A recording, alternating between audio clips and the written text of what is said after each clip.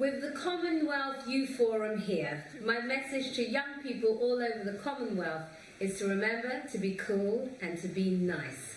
Our words have impact, so let's make it a positive one as we work together this week.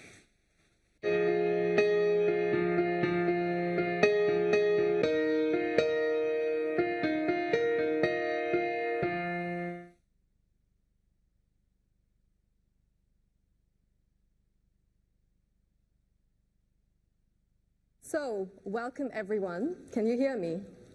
Yes? Can we get a louder yes? Great. So welcome everyone to this plenary session entitled Enhancing Sustainability in the Commonwealth. I'd like to acknowledge the presence of honourable ministers in this room. So I'm Karuna Rana. I'm the coordinator of the Commonwealth Youth Climate Change Network, a network that brings together young people and youth-led organisations from across the Commonwealth to make climate change a priority for the Commonwealth. Now, in this session, we will be discussing the priorities on tackling climate change, from planetary boundaries to climate resilience to the protection of our oceans.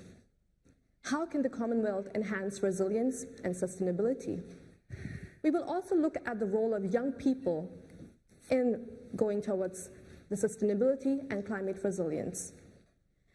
I would like to begin by welcoming our panelists. It is a great honour to have Right Honourable Helen Clark, former Prime Minister of New Zealand, joining us today.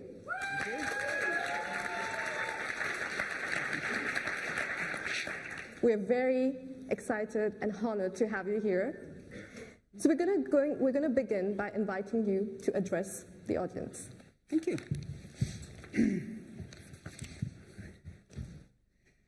Good morning, everybody, and thank you so much for inviting me to the Youth Forum. I spent yesterday with the women, so today with you, so I'm covering all bases, I hope. But I've been asked to speak for 6 minutes, and probably the countdown starting now, on enhancing sustainability in the Commonwealth. So let me begin by saying what happens in the Commonwealth on sustainable development matters, because it matters when 1/3 of the world's population moves. The Commonwealth has scale. 94% of Commonwealth population in Africa and Asia. Of the 53 members, as you know, 25 are small island developing states, and we have many pressing sustainability issues there, and 31 are small states. I think that includes my country. New Zealand is large geographically, but it's actually only 4.5 million people, so we are a small state. And of course the number of developed countries in the Commonwealth is really quite small, about half a dozen. But regardless of the status of development of each of our countries, every one of our countries has a major sustainability challenge if we are to get anywhere near achieving the Sustainable Development Goals. And one of my missions in life is to keep advocating for those goals and for the 2030 agenda. Clearly, the quest for sustainability has quite long origins. We can go back to the 1972 Stockholm Conference on the Environment and Development. We can go to the Earth Summit of 1992 in Rio and think how far-sighted that was, because at that summit there were 3 major conventions signed. One was the Climate Change Convention, Framework Convention. One was the Biodiversity Convention, and the other was the Desertification, Combating Desertification Convention.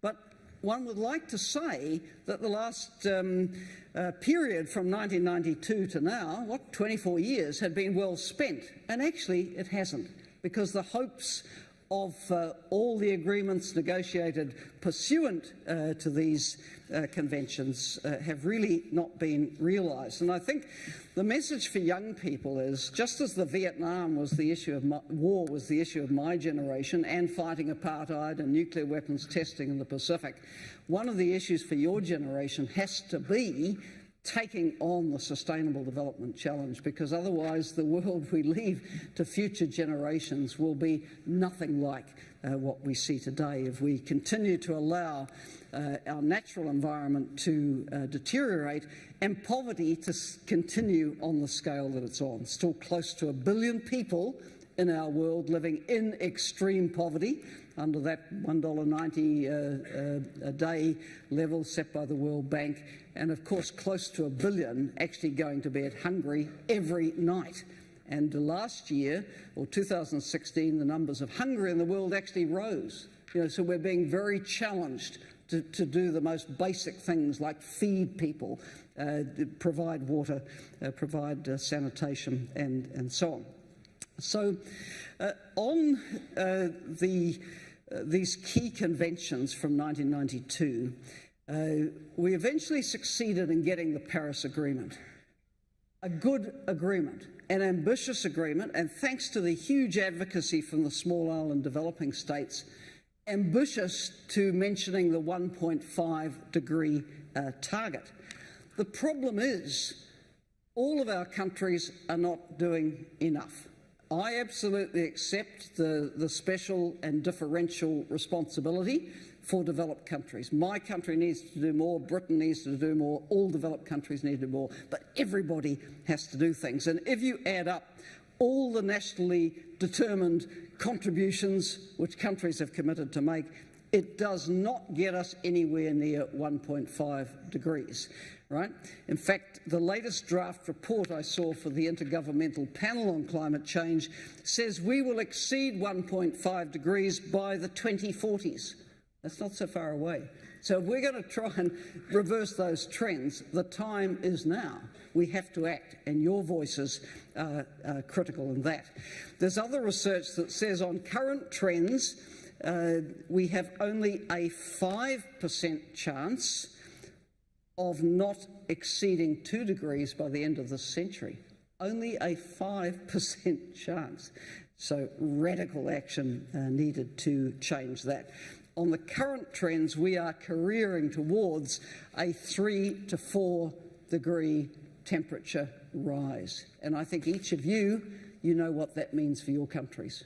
We know what it means for small island developing states. More intense storms, rising sea levels, low-lying atolls from the Maldives to Tuvalu, Kiribati, some of the islands of Tonga and others, underwater. Not good at all. We know what it means for the drought-prone areas of Africa and South Asia. It means more desertification, more water shortage, more extreme events. So this is not the future we want. And remember, around the global agenda, we always talk about the future we want. We want a sustainable future where we have water, where we have food, where we have sustainable energy, where we don't have people hungry and living in poverty. But we've got a lot of work to do. We have to join all the dots across these things.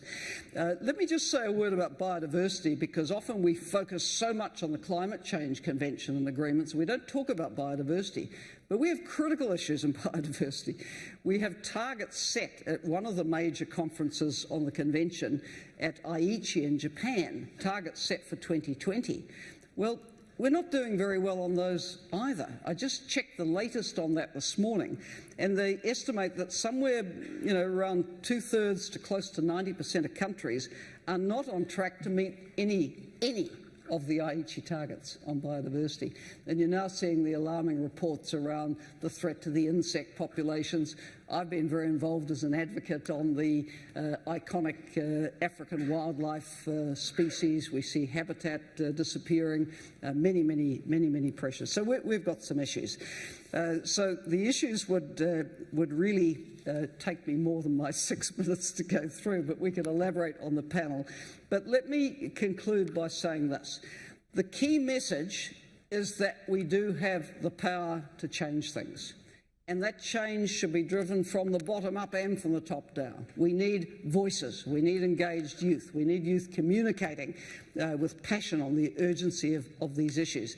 We need leaders being prepared to step up and walk the talk.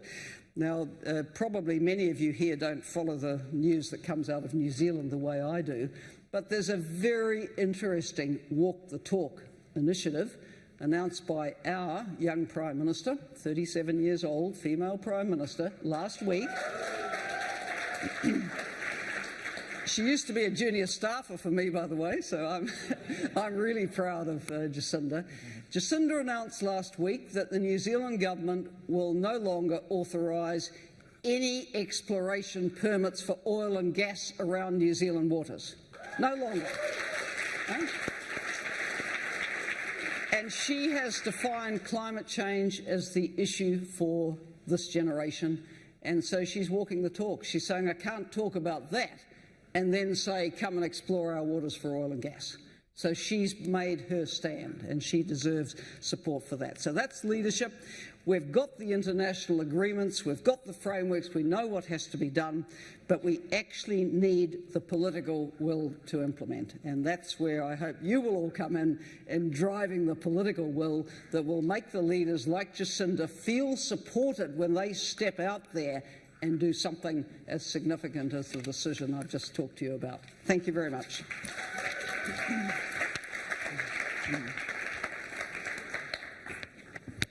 Thank you very much, Ms. Clark. And if I have to take 3 things out of this, the first one would be the Sustainable Development Challenge is not just to do with climate change. We're talking about our food, water, health, Poverty. It's all related. And the second thing I would see is that there is a sense of urgency. The numbers that have come forward, 1.5 degrees Celsius by 2040 might happen. We have a 5% chance that we're going to exceed 2 degrees Celsius by the end of the century, and the difference between 1.5 and 2 degrees is a lot for small island states. But the third thing that I heard is that we have the power to change it. We have the power to walk the talk, and this is the challenge that Ms. Clark has put forward to us as young people. Now, talking about young people, I'm going to move to the other 2 amazing panelists that we have today. So our first panelist is Sarah de Freitas, and she's from Trinidad and Tobago. Oh. Wow. Anyone from Bangladesh, you got a match? Yeah. Wow, that's going to be a competition here. But Sarah has experience of 5 years experience working in the recycling industry, ranging from businesses to communities to schools. And we also have Risalat from Bangladesh. No, didn't work. Didn't work. Trinidad wins. So we have Risalat Khan from Bangladesh, and Risalat has experience working both locally and globally. He's been a climate campaigner with Avaz, leading a lot of global climate marches, and you can talk more about your work. So I'm going to start with this very important question. So young people have been at the forefront of climate action, from banning plastic bags in Seychelles, as we heard yesterday from the president, to influencing the outcomes of COP21, having the Paris Agreement. Now the question is, how can we reconcile grassroots activism by young people and policymaking? In other words, how can we ensure that young people and governments are working together? So I'm going to start with Sarah. We've heard about small island states, and you come from one, so climate change is very key to you. Please share your views. Sure. So grassroots in particular is extremely important, not only for raising awareness on environmental issues in communities, but also for mobilizing people. And it's extremely important to really have that strong connection between those on the ground and also those in government. When you talk about policy making and so forth, it's really important that a policy needs to reflect the needs of the people. So it's really important to have communication, great communication between community groups, nonprofit organizations, and those in power to ensure that when a policy is drafted and a policy is made, that it reflects the needs of the people and it has a collective vision. So that's my input. So the key word here is communication. You think there's not enough communication between governments and nonprofits working, especially young people? Yes, so I would say that at least for Trinidad, I'm sure it is the same across many countries, there seems to be a disconnect between the great work that communities are doing and the government. So I think that communication is extremely important in ensuring that, there's not an overlap, that projects that are being done at the community level are being appreciated and known by the government. So I think communication is a big thing to work on, and it's definitely a disconnect in Trinidad. So. Thank you, Sarah. We're going to move on to you, Risalat. So you've had experience a bit in the local and global arena, especially with influencing the outcomes of the Paris Agreement. Please tell us about your experience. Sure. So I just want to pick up from what Sarah said and what Ms. Clark said as well. I think right now, the 21st century world is very different, right? We all kind of feel it. We feel the interconnectedness that we all share. And the challenges that Ms. Clark posed, the sustainability development challenges, climate change, these are all issues that we have to face together. Yeah. And I think that is the major kind of crux of our time. And if we cannot shift into that mindset that we're all in this together, whether it's government, whether it's grassroots organizations, whether it's business, we have to build the shared narrative of really being, coming at it from a place of, all right, how can we work together to solve these challenges together? And you can imagine like what kind of an inspiring future that can be if we can all come together and say that, all right, these are really heavy challenges that we're dealing with, and we're all going to pursue them together and tackle them together. Okay, so I'm going to dig a bit deeper. You know, we're talking about the Paris Agreement and the ambitions and 1.5, 2 degrees Celsius. So I recently read a report from Stanford University and others that have laid out roadmaps for at least 139 countries to move to 100% renewable energy. And which means that most countries can actually run on 100% renewable energy by 2050. Why are we not moving towards that? What do you think is the gap? And I put this question out to the panel. Well, you know, often the easiest thing to do has just been to put up a coal plant. I think, however, it's obviously not the smart thing to do anymore, and there are plenty of other technologies available, but particularly for least developed countries, they will need financing solutions for those. You know, development assistance remains extremely important to least developed and to small island and other small states. You know, if I reflect on, by the way, New Zealand can be 100% renewable. This is entirely possible. In a good rain year, when I was Prime Minister, we were already 70% renewable. A lot of it was hydro. We were starting to invest a lot in wind energy. We have geothermal, you know, so I guess we're a lucky country in a way, but we can do it. We can be on a path to it. But if you look at how we rolled out energy, we did it an old-fashioned way with transmission lines that ran from the far south of our very long country, you know, maybe 1,500 miles to 1,500 kilometres to Auckland and beyond. Now, these days, for developing countries which don't have a transmission network like that, I'm a strong advocate of looking for decentralised solutions where you can. And I think to roll out sustainable energy for all in the, you know, the short to medium time frame, all the technologies need to come to bear through solar, through micro hydro, where that's possible, because it doesn't do great environmental damage just to run a little turbine off the side of even a small stream. Wind energy. There are a lot of possibilities these days for developing countries that weren't available when my country was developing. But definitely it's achievable. The sun is a greatly underutilised resource in energy generation, so is the wind. We can do it, but for the poorest countries, definitely will need financing support. And for those of you who heard the Prime Minister of Jamaica this morning at the joint forum, he made a very important point about relating to the middle income status of a lot of the small island developing states. Middle income status they're given means they don't get concessional lending. And yet often the states are very fragile economically, fragile because the next cyclone that comes along can wipe out everything, and then you're taking on more debt at commercial rates to try and recover and so on. So I think there's definitely a case for small island developing states which are trying to get more energy independence, and many have been very dependent on oil imports. there's definitely a case for development partners to come to the party to help finance their infrastructure development for sustainability. If I can build on that, firstly, I would like to commend New Zealand for joining the Powering Past Coal Alliance.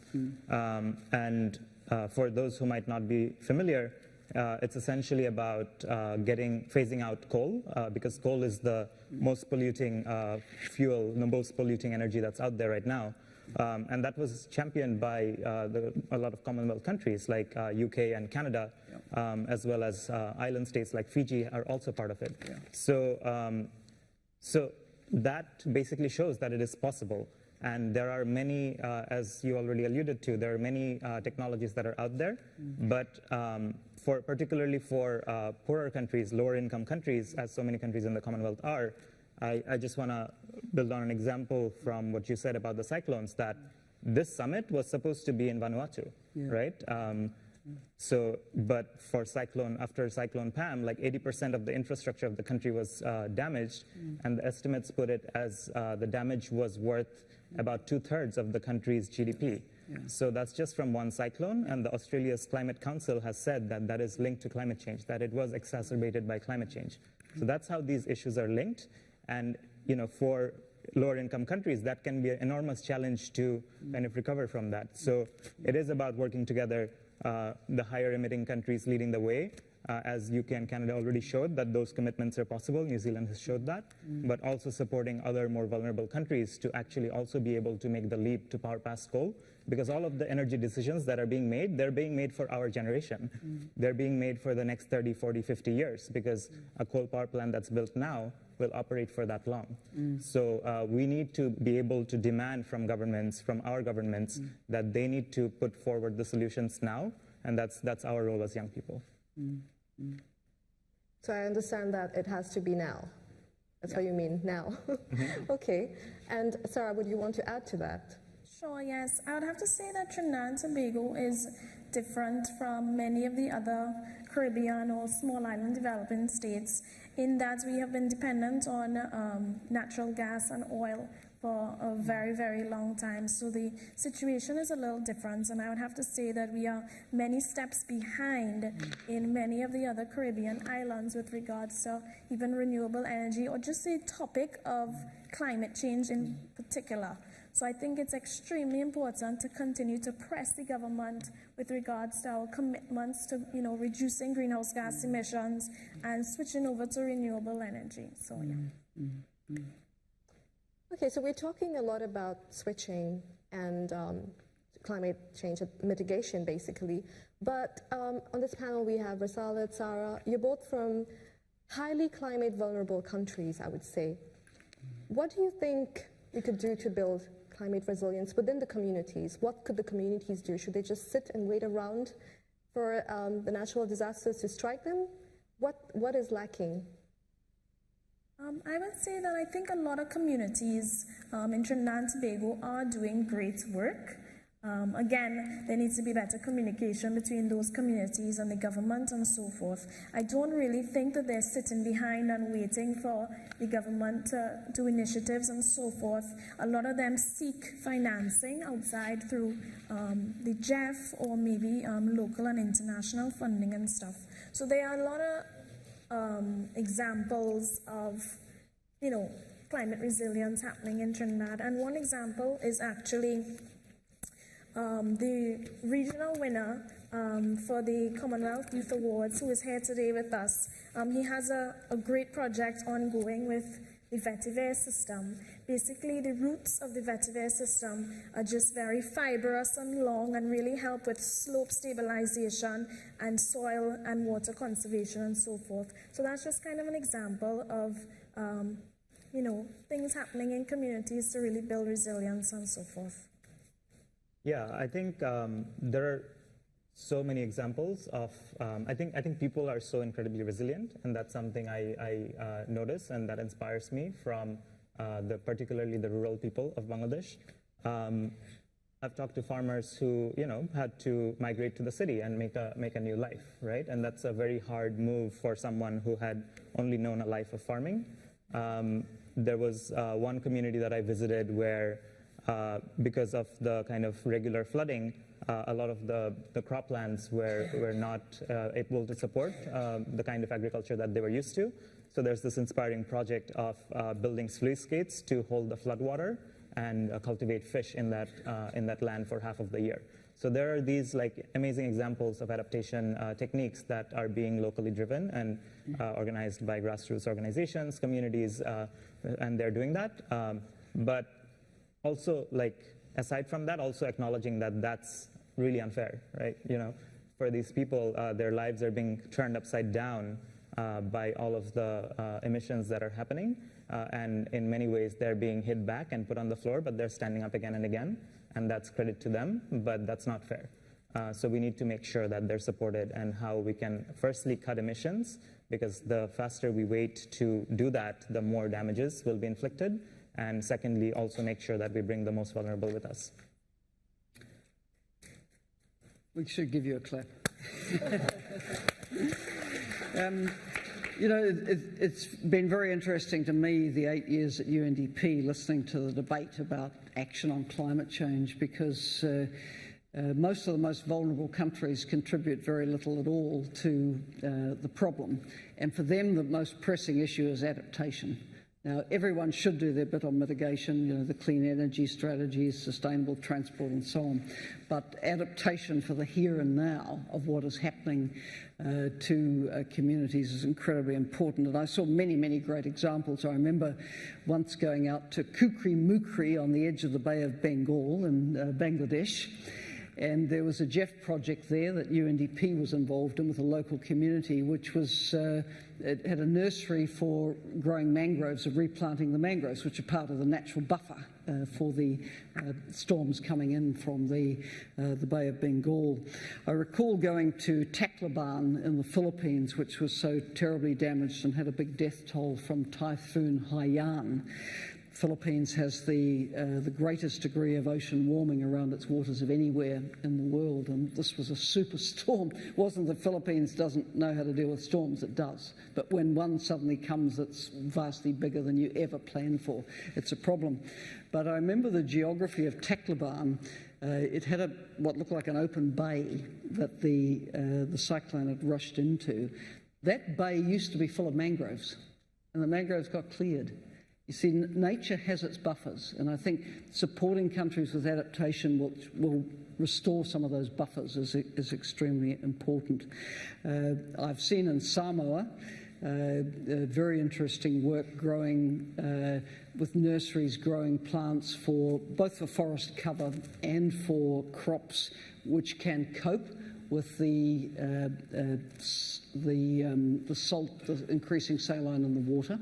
Because, you know, the old things you used to grow weren't so adapted to that, so that's important.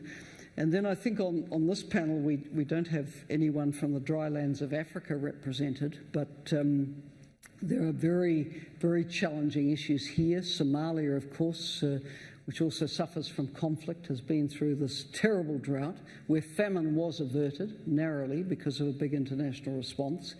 But really what the international partners need to learn from this is Somalia can be more resilient, but it needs support for its investment. And the same applies to the north of Kenya, which has also been very, very affected by the same drought period.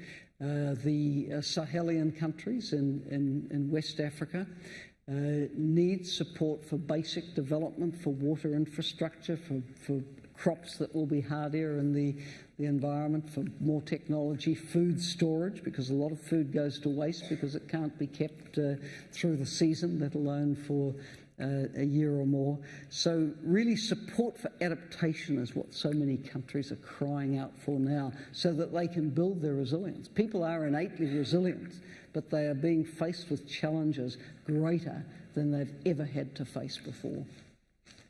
So these are some very amazing stories of resilience, but as you said, A, it's unfair, and B, they still need a lot of technical and financial support. So thank you. I am now going to move to the audience. We have a lot of time for questions, and I see hands up already. So I'm going to take 2 to 3 questions at a time. Can I get help with the mic? Yes, you can.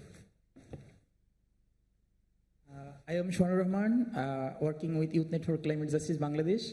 I want to ask to Helen, in Paris Agreement has a good word to educating youth and people and technology transfer and climate finance.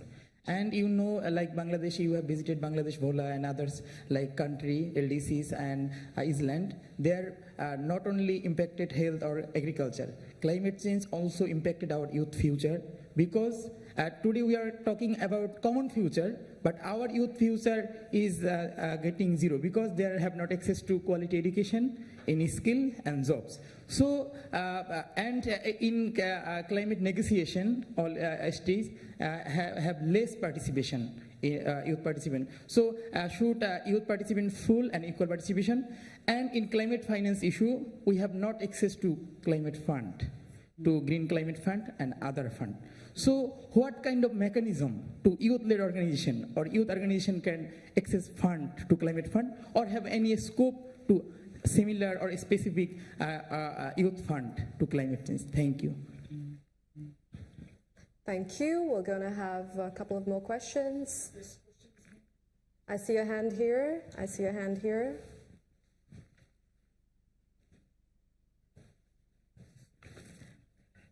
Sorry, we'll come back to you. Hello, my name is Santa and I'm from Malaysia and I'm a teacher.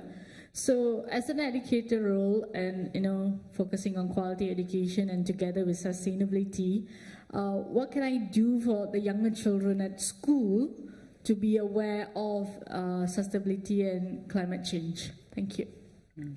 Thank you. We're going to take a last question.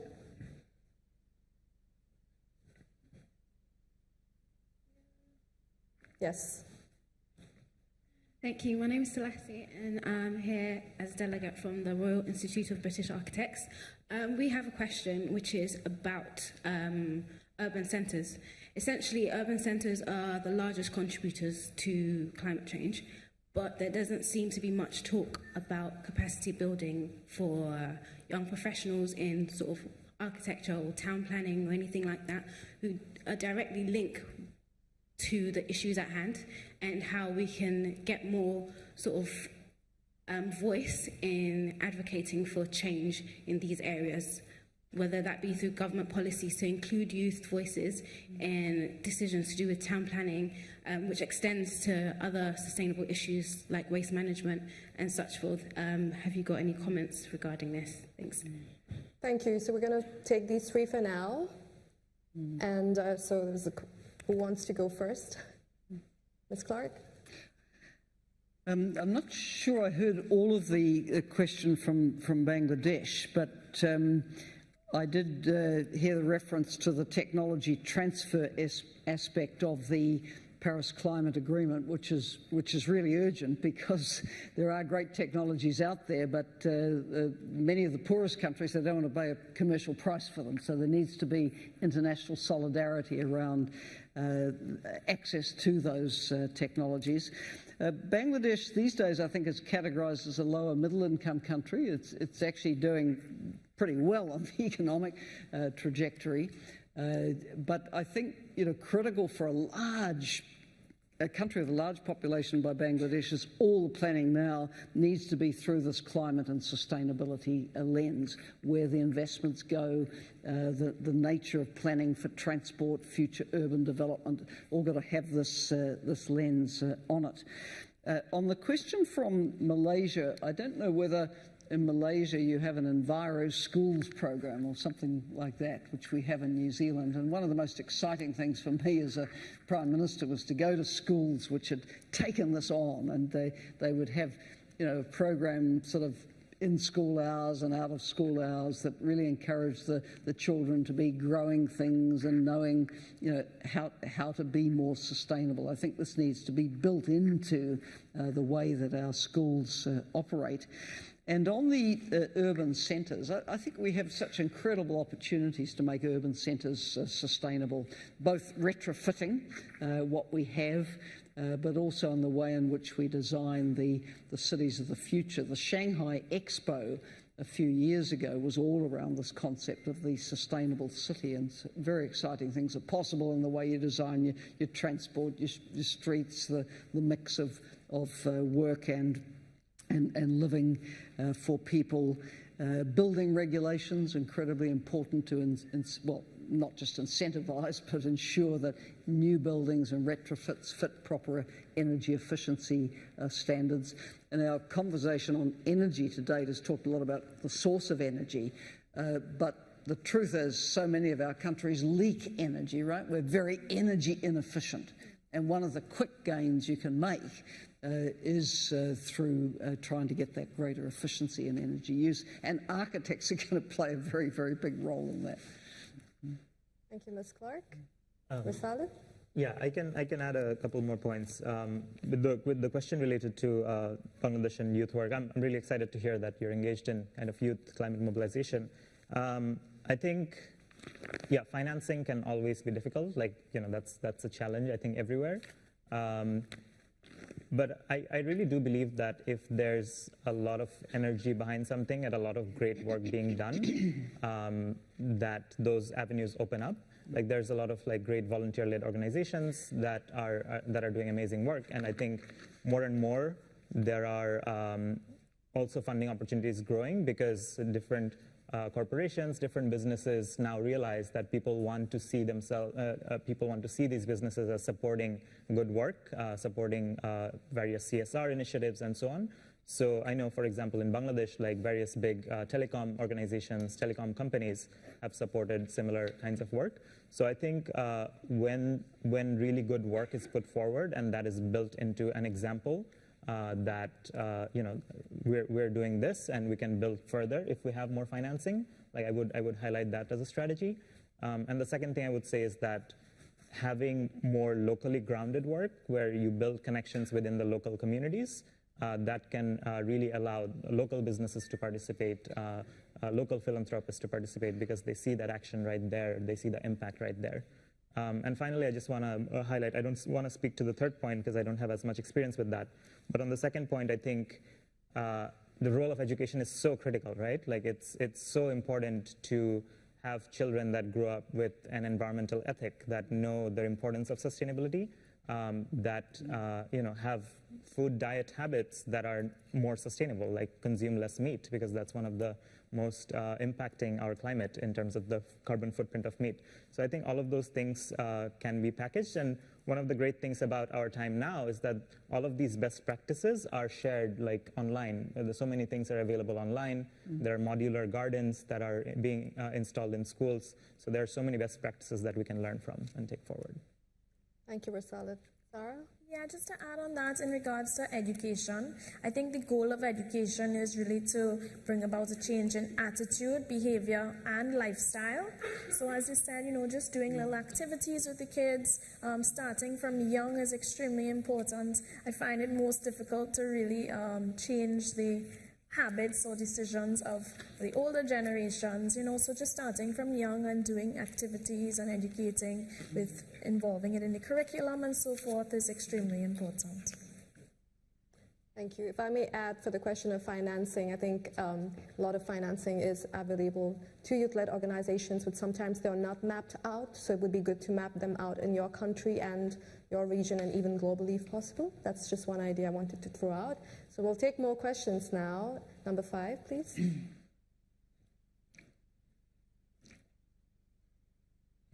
Hi, my name is Paul, I'm deaf. I'm from London, I'm using the sign language interpreters.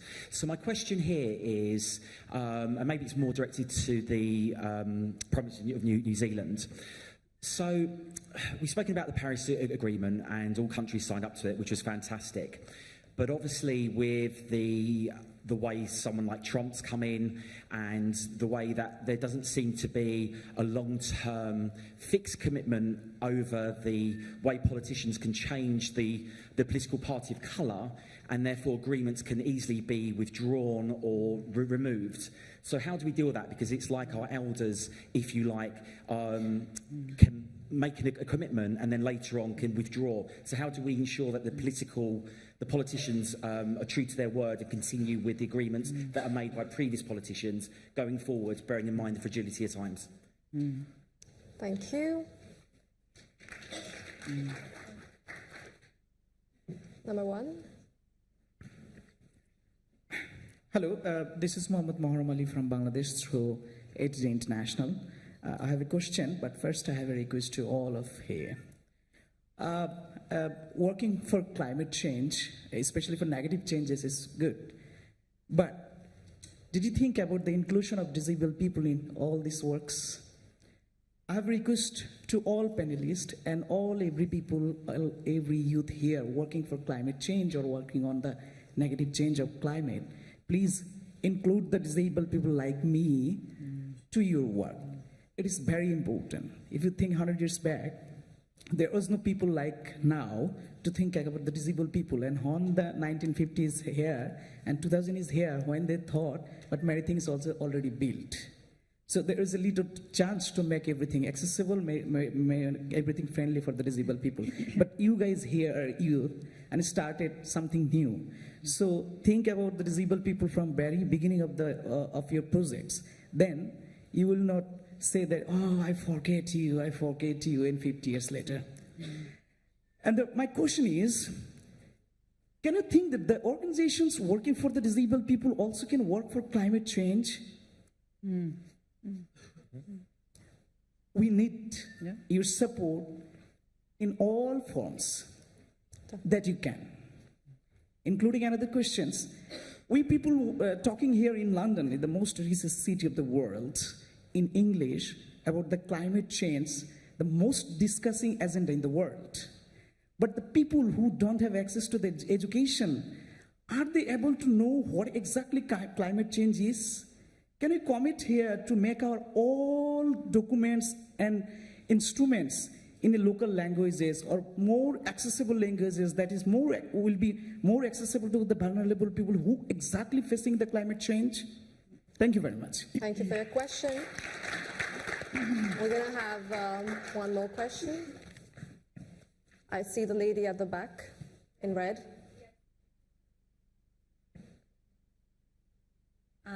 First and foremost, I want to thank you guys for the work that you're doing to really raise awareness about climate change.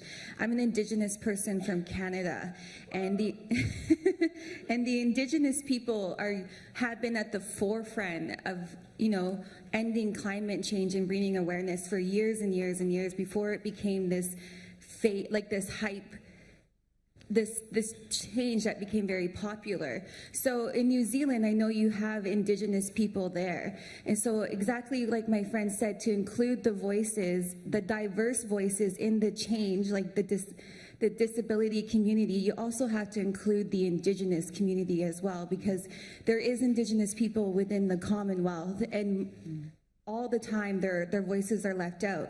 And when climate change is happening, they're the group of people that experience it first, because they live in rural communities where their hunting is jeopardized because of the way the land is changing. In northern Canada, the ice is melting, so the Inuit people the ice is rescinding. So they're the first people to really feel the impact. Indigenous people are the first people to feel the impact of climate change. And so I just wanted to know is, how do you show the rest of the Commonwealth to make sure that the Indigenous voice is heard and brought to the table and that there's a space included for them? Thank you. I'm going to stop at these 3 questions for now, and I'm going to turn to Ms. Clark. I think you're best suited to reply the Paris Agreement one. Right. Well, firstly, the question was, what about these countries that make commitments and then there's political change and they withdraw from their commitments? And we all know who we're talking about, right? And they're not here. And they're not here. They're not in the Commonwealth. Well, my first point would be, I think on issues like climate change, it is so important to build broad cross-party, cross-political agreement so you don't get these kind of radical swings. If the climate change issue is picked up more narrowly in the political spectrum, picked up by Greens, picked up by centre-left parties, then you're going to have a lot of bad years, right? But if you look at, say, the country we're in at the moment, it has a Conservative government, but it actually does do things on climate change, right? So the issue here has been mainstreamed. Now, of course, there'll always be debate about is it enough? You know, in my country, we now have a centre-left, Green, etc. government, which will be much more active in climate change. It's not that the others did nothing; they weren't quite as enthusiastic, but we have built, I think, an atmosphere where it's not an option for a New Zealand party to just dismiss climate change. The mainstream of the population accepts that this is a challenge and everybody has to step up. So then it's a question of the degree, and you can argue about that. On the issue of the US and Paris, of course, it's deeply unhelpful that they want to withdraw. But that doesn't mean an end of climate action in America, because you have major states like California, which on its own is, I think, within the 10 biggest economies on Earth. They're acting. New York State's acting. You've got progressive states on eastern and western seaboard in particular who are acting. Major municipalities who are acting. So there will be action from the US, and someday they'll be back at the federal level as well. So that's the first point. The second two questions were very much about, I think, inclusion of inclusion, absolutely inclusion. Disabilities you raised, Indigenous people raised from Canada. And I think, you know, if we look at the disaster that climate change brings, what do we know about disasters and who is most vulnerable? Who is most vulnerable are those who can't quickly get out of the way, right? Now, and that includes people with disabilities, right? This major storm's coming. How do you get out of the way? It actually includes women and children and elderly people. And if you look at the death rates from major disasters, just look at men versus women. More women die because they're trying to look after everybody who's at home who can't get away either. So just from that one basic angle, you can see how critical it is to have a disability perspective built into climate change adaptation and the need to do something about mitigation. So raise your voice, and the disability organisations absolutely, I think, can add strength to the whole case. For Indigenous people, yes, absolutely the points are made.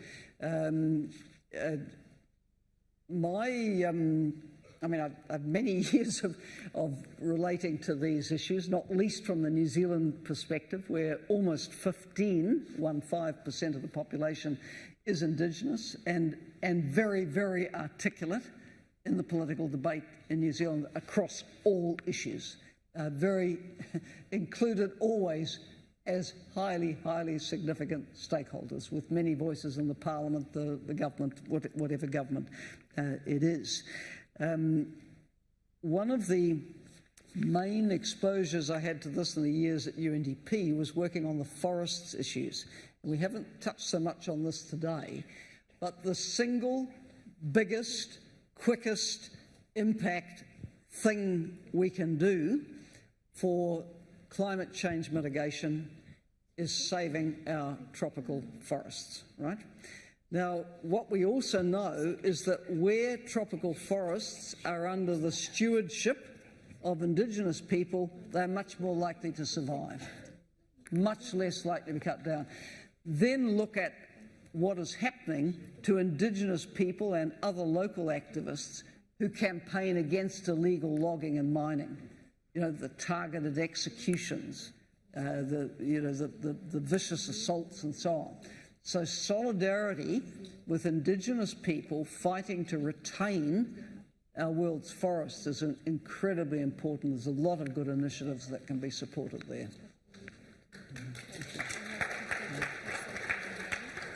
Thank you, Ms. Clark. Sarah? Yeah, I'd just like to just mention that I think that's where grassroots comes in. If a country decides to withdraw from an agreement or so forth, I think that's definitely where grassroots needs to continue to raise awareness and put pressure on the government. And it's great to see cities, New York and California and so forth, rising up and, taking their own stand on it. So I feel like that's extremely important, that the people really can make a difference, and we need to keep pushing on. Yeah. I'll just add to that. I think you covered everything I was going to say and more, so I don't need to repeat any of the points that were said. I just want to reiterate the importance of them, because climate change and all of these challenges exacerbate and worsen the historical inequities that we have seen. So it is, of course, fundamental that we include everyone and bring everyone together and get everyone together. So that sense of solidarity is key to this fight. But I just want to mention another point, which is that while cities are rising up still at the federal level, the Trump administration has been basically throwing a wrench in any of the multilateral negotiations that they participate in. So it's worth calling that out and just highlighting that the Commonwealth Heads of Government meeting is one of the last ones at this highest level before 2020, which excludes the US. So I think that puts an even higher responsibility on the part of the declaration and communique that comes out of this summit to ensure that these Commonwealth heads of governments are really driving forward the ambition that is needed. Because we really need to be peaking emissions before 2020 and declining emissions rapidly. That's the only window we have. That's something that scientists have already said, and that will be reiterated again at the 1.5 degree report that is being developed by the Intergovernmental Panel on Climate Change this October. So Canada, who is here, like Canada, one of the countries that's here, is chairing the G7 summit later this year. So those opportunities are there, and I think it's really fundamental that while the US is not here to water down any communique, that the countries of the Commonwealth really show that ambition and delivery and kind of that commitment to revise their nationally determined commitments before 2020 so that we can really meet this gap and actually deliver the level of ambition that we need to go forward. Thank you. So thank you, Risalat. We're going to take two last questions because time is running out. And one here. And I'm going to take one at the back there, number 2. Hello, my name is Zachary Phillips. I'm from Antigua and Barbuda. And my question is, seeing that climate change is, I don't want to sound too morbid, but it is very apparent that damage has been done. And going forward, it is unlikely we will ever fully reverse the effects. So a lot of the action that is being done now is focused on resilience and how to combat and reclaim our way of life before the effects of climate change. My question and a comment as well is, are we looking into, let's say, what will our lives be after climate change? As in the crops that, for example, Antigua and Barbuda is mostly a fishing area. We will have different fishing stocks, we will have different types of fish in the area because the water itself will yield different coral, example, or different species will come around. So worldwide, on a scale, maybe we should look at trying to see what our new climates will be and be proactive along with trying to mitigate the effects of what will come. Thank you for your question. And the last one at the back.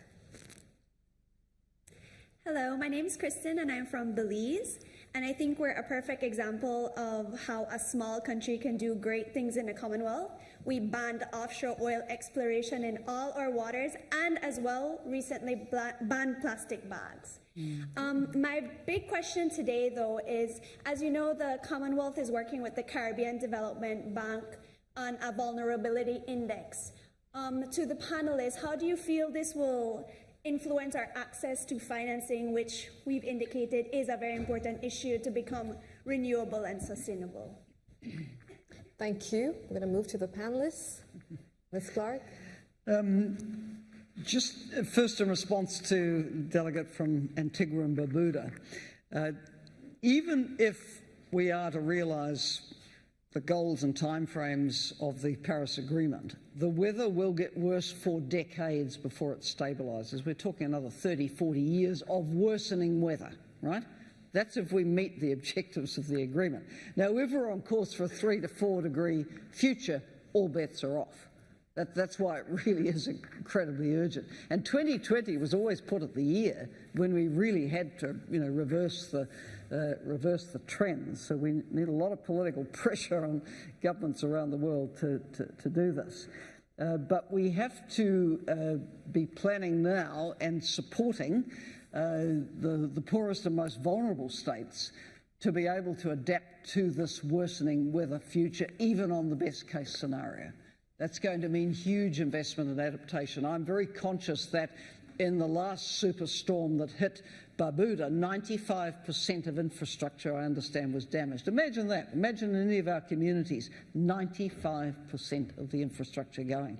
Now, this is a huge adaptation challenge. It's going to be very, very serious. If we go to 3 to 4 degrees, you start to wonder, will people be able to live on Barbuda at all? That's how serious it is. For the small island states in the eyes of these terrible storms. Secondly, on the points raised by Belize, on the discussion about the vulnerability index, I'm totally for it. When I was at UNDP, we were working closely with the Commonwealth Secretariat, OECD Development Assistance Committee, CARICOM, and Pacific Island Forum to try to persuade the development banks to move on a vulnerability index which would enable them to give concessional lending where there were externalities that countries could not possibly have avoided themselves. And one of those is the superstorm. Vanuatu, Cyclone Pam, the hurricane that hit Barbuda. You can be classified as a middle-income country, but if you have to borrow at a commercial rate to overcome the damage of these events, you can't do it, particularly with the storms now coming at greater frequency with more and more damage all the time. Now, there are ways of helping which the development banks and development partners need to take on board. I'll give you a completely different example. What happened to Jordan and Lebanon with the Syria conflict? They accepted many, many refugees. In Lebanon, equivalent to around 25% of their population. This is a huge burden. They can't cope on their own. And eventually the British government was one of the first to step up to the party and say to the World Bank, if you lend to them, we will underwrite the interest for years. Now, this is the sort of deal that you need for a small island developing state or other poor state which suffers a major disaster but is classified as middle income and doesn't have access to concessional lending. You need a vulnerability index to be able to guide concessional lending to those countries. My last point was that Belize also mentioned the plastic bag issue, and we haven't really touched on the plastics problem in the oceans today, but there's, I think, very important things happening at this CHOGM around the oceans issues. There's a Commonwealth Clean Oceans Alliance being formed. Happy to say New Zealand is one of the founding five in this, with the UK, Sri Lanka, Vanuatu and Ghana. The UK is putting some money on the table to fight plastic pollution. I think these microplastic, microbeads issues definitely are going to need government regulation, because the ordinary citizen, when they buy shampoo, how do they know that shampoo is going to be, feeding into microbeads into the ocean and doing a lot of damage? The plastic bags issue is one that all countries can act on now, and some of the poorest countries on earth have acted on the plastic bags issue. So, plastics pollution definitely requires a lot of attention, and it is in our own hands, country by country, to do something about it. Thank you, Ms. Clark. Any other panelists who want to respond to that? I won't get to the specific questions for the sake of time, but I do want to mention something in conclusion. I think what really inspires me as a young person is that young people have always driven forward idealism. If you look at all of the progressive movements, whether it's inclusion of minorities, LGBT people, civil rights, you in your original statement, you mentioned Vietnam as the issue that when you were growing up.